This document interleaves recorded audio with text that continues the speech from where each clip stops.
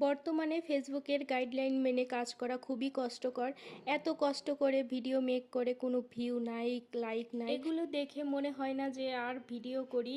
তো তারপরেও তোমরা আমাকে অনেকেই এত ভালোবাসো আর আমার ভিডিওগুলো তোমাদের এত পছন্দ, যার জন্য আমি চেষ্টা করি অন্তত প্রতিদিন একটা করে ভিডিও তৈরি করার। তো তোমরা এভাবেই আমার পাশে থেকো, তোমাদের অনেক অনেক ভালোবাসা আর সাপোর্ট নিয়ে আমি এগিয়ে যেতে চাই। দেখো আমার ছোট্ট বাগানের কত সুন্দর ফুলগুলো ফুটেছে।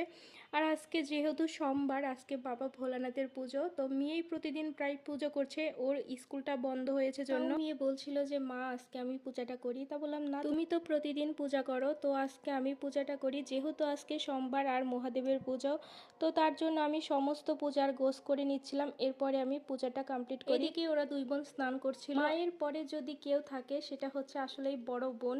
যেমন আমার বড় বোন, আমার ছোটবেলায় মা হারিয়েছি, কিন্তু তারপরেও আমার বোন আমার মায়ের মতো, প্রতিটা সময় আমার মাথার উপর ছায়ার মতো ছিল। তাই আমার জীবনে ভালো সময় বা খারাপ সময় বা সুখের সময় সব কিছুর পিছনে একমাত্র আমার বড় বোনের অবদান। আমি যখন আমার বড় মেয়েকে দেখি, ওর ছোট বোনকে সব সময় আগলে রাখছে, খাইয়ে দেওয়া, স্নান করে দেওয়া, এমনও সময় পার হয়ে গেছে যে আমি অনেক বিরক্তি হয়ে যাচ্ছি, কিন্তু তারপরেও আমার মেয়ে ওর ছোট বোনকে একদম আগলে রেখেছে মায়ের মতো যত্ন করে।